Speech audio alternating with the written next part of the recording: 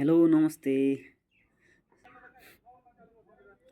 हिजो मात्रै आइसिसीको ट्रफी नेपालमा पोखरामा अनि बसन्तपुरमा लगायत आज पनि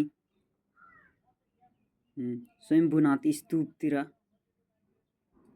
वैद्यनाथ स्तूपतिर ट्रफी टुर हुनेछ। नेपालले T20 वर्ल्ड कपका लागि 2026 को लागि नयाँ जर्सी रिभिल गरेको थियो। राम्रो रहेको छ। तपाईहरुले कति 10 अफ मा कति पोइन्ट दिन सक्नुहुन्छ कमेन्टमा लेखिदिनु होला। 2026 को जर्सी वाल जर्सी रहेको छ। त्यतिबेला नेपालले T20 वर्ल्ड कपमा अफगानिस्तानलाई बिट गरेको थियो। यो पालि पनि मौका छ। नेपालले नयाँ स्क्वाड एनाउन्स गरेको छ 2026 T20 वर्ल्ड कपको लागि। त्यसमा कुशल मल्ल, अविनाश बोहरा, विनोद भण्डारी, प्रतीश जीसी परेका छैनन्। तर विनोद भण्डारी एकदमै गत वर्षको पनि हाईएस्ट रन स्कोरर थियो। यस वर्ष पनि एनपीएल को हाईएस्ट रन स्कोरर रहेको छन्। तर उनलाई T20 वर्ल्ड कपको लागि स्क्वाडमा समावेश गरिएको छैन। मलाई दुःख लागेको छ। क्यानसँग मलाई मेरो प्रश्न रहेको छ।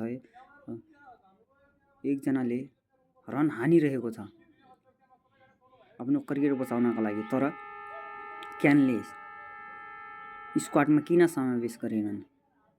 अविनाश बोहराले हाईएस्ट विकेट टेकर एकदमै राम्रो पर्फर्मेन्स दिएका थिए।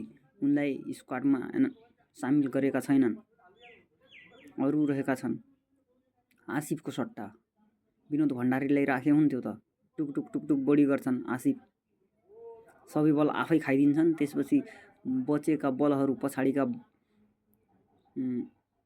प्लेयरहरूलाई दबाब पर्छ अनि रन स्कोर थोरै हुन्छ अनि हान्न खोज्छन्, आउट हुन्छन्। गल्ती तिनीहरूको देखाउँछन्। जो ओपनरहरू हुन्छ तिनीहरूले सब बल त आफै खाइदिन्छन् अनि स्क्वाडले त न कुनै केटाहरूको फर्म रहेको छ, कुनै केटाको फर्म छैन। रोहित आफै टुक टुक टुक टुक गर्छन्। यंगेस्ट क्याप्टेन बन्छन्। अझै यंगेस्ट क्याप्टेनको यस्तो हुन्छ त नि माइन्डसेट, एग्रेसिभ माइन्डसेट हुनु पर्यो त, डिफेन्सिभ होइन कि हामीले सब बढीभन्दा बढी रन स्कोर कसरी बनाउने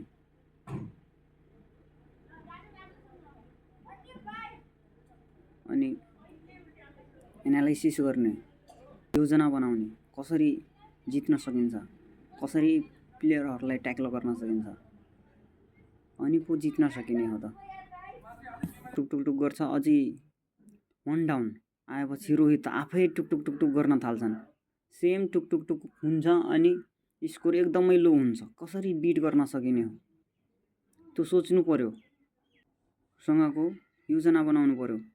कसरी खेल्न सकिन्छ, कसरी जित निकाल्न सकिन्छ तिनीहरुसँग। त्यस्तो गरिन भने त गाह्रै छ। नेपालले यस्तो स्क्वाडमा जान्छ भने कुनै पनि हालतमा कुनै पनि टिमसँग जित्न सक्दैन मलाई लाग्छ। यस्तो स्क्वाड यार, जो टप पर्फर्मेन्स छ, विकेट टेकर छ, हाईएस्ट रन स्कोरर छ, उनीहरूलाई टिममा समावेश गरेका छैनन्। जो फर्म बिना भएका केटाहरूलाई लिएर जान्छन्। त्यही स्क्वाड, सधैँ त्यही स्क्वाड। नयाँ सोच राख्नु पर्यो नि। इन्डियाले सुमन गिललाई पनि निकाल्दियो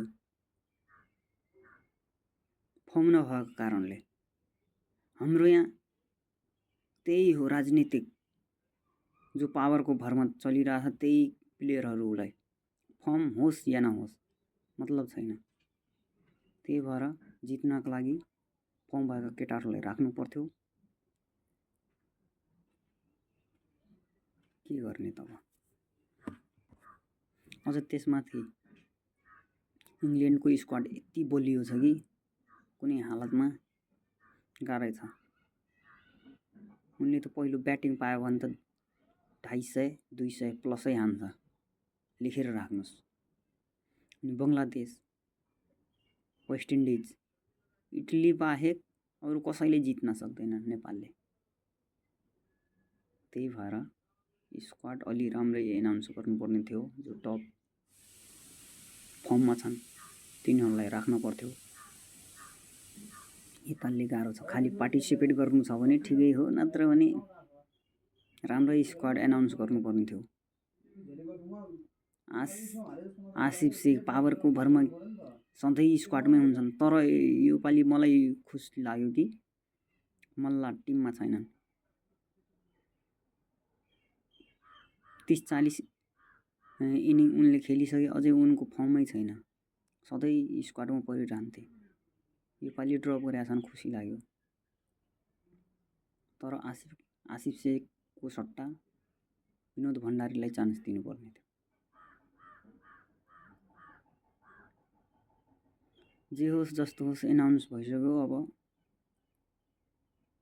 के गर्ने, राजनीतिक चलखेल हुन्छ।